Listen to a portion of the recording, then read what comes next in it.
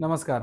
आज रामनवमी. प्रभू श्री रामचंद्रांना नमस्कार करण्याचा दिवस. प्रकर्षाने रोजच प्रभू श्री रामचंद्रांना नमस्कार करावा, पण प्रकर्षाने प्रभू श्री रामचंद्रांना नमस्कार करण्याचा दिवस. प्रकर्षाने प्रभू श्री रामचंद्रांची पूजा करण्याचा दिवस. कशी करणार प्रभू श्री रामचंद्रांची पूजा? अध्यात्म रामायणामध्ये शबरी सोबतच्या संवादामध्ये प्रभू श्री रामचंद्रांनी स्वतःची म्हणजे त्यांची प्रभू श्री रामचंद्रांची पूजा कशी करावी असं जे एक प्रकरण आलेलं आहे, त्या प्रकरणामध्ये प्रभू श्री रामचंद्र सांगतात की माझी पूजा जर करायची असेल तर माझ्या वचनांचं विवेचन करा. प्रभू श्री रामचंद्रांच्या वचनांचं विवेचन ही एक प्रभू श्री रामचंद्रांची पूजा करण्याची पद्धत आहे. काय म्हटले प्रभू श्री रामचंद्र?